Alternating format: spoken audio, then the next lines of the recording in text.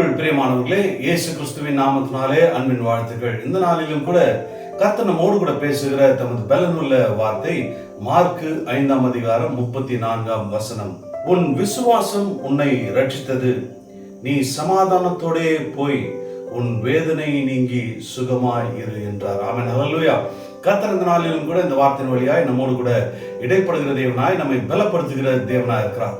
பெரும்பாடுள்ள ஸ்திரீயை பார்த்து கர்த்தர் சொல்லுகிற ஒரு வார்த்தை, சமாதானத்தோட போ, உன் பாடுகள் நீங்கி சுகமாயிரு. பல வருடங்களாய் பல காலங்களாய் உபத்திரவத்தின் பாதையில, உபத்திரவத்தின் குகையில நீங்கள் வாழ்ந்து கொண்டிருக்கிறது போல இருக்கலாம். பாடுகளும் நெருக்கங்களும் உங்களை சூழ்ந்து கொண்டிருந்திருக்கலாம். ஆனால் கர்த்தர் இந்த நாளிலே சொல்கிறார், உன் விசுவாசம் உன்னை ரட்சித்தது.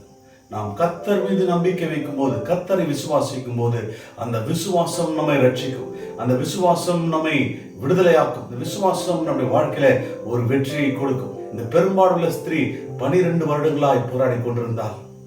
கர்த்தர் மீது விசுவாசத்தை வைத்தாள். அந்த விசுவாசத்தை கிரியில வெளிப்படுத்தினாள். அவள் இயேசுவின் மேல் விசுவாசத்தை வைத்தாள்.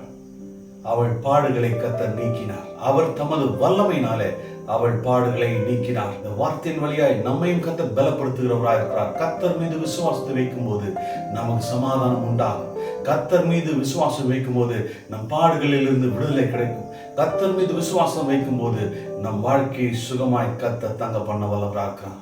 மகளே, உன் விசுவாசம் உன்னை ரட்சித்தது. நீ சமாதானத்தோட போ. இனி உன் வாழ்க்கையில் போராட்டம் இல்லை. இனி உன் வாழ்க்கையில கலக்கங்கள் இல்லை. இனி உன் வாழ்க்கையில பலவீனம் இல்லை. நீ விடுதலையானாய். உன் பாடுகள் நீங்கினது. உன் உபத்திரவங்கள் நீங்கினது. உன் வேதனை நீங்கினது.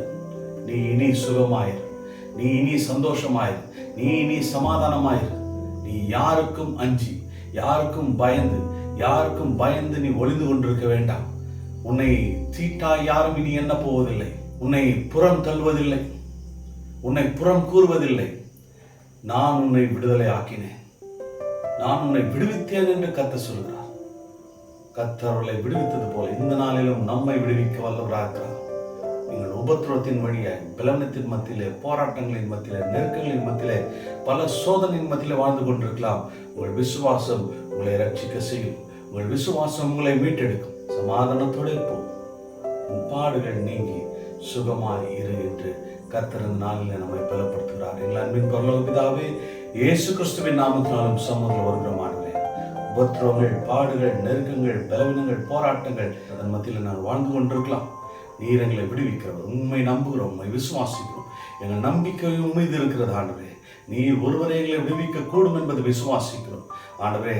நீர் பெரும்பாடுள்ள ஸ்திரீ சுகப்படுத்தினது போல, விடுதலை கொடுத்தது போல, நீ சமாதானத்தோடு போ, உன் பாடுகள் நீங்கினது, சுகமாயிரு, இனி உனக்கு கவலை இல்லை, கண்ணீர் இல்லை என்று சொன்னது போல எங்கள் வாழ்க்கையில் இருக்கிற போராட்டத்தின் மத்தியில் உண்மை நோக்கி நாங்கள் பார்க்கிறோம். எங்களை விடுவியும் ஆண்டவரே.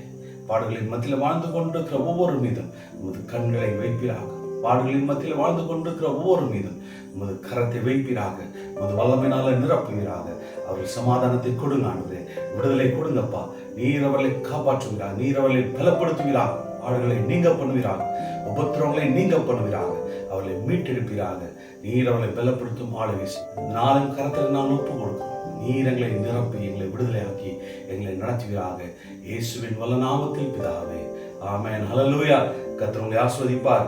கர்த்தர் உங்களை கைவிட மாட்டார். உங்களுக்கு சமாதானத்தை, ஆரோக்கியத்தை, ஒரு சுகத்தை, விடுதலை கர்த்தர் இந்த நாளிலே கொடுக்க வல்லவராக இருக்கிறார். கர்த்தர் உங்களை ஆசீர்வதிப்பாராக. ஆமென்.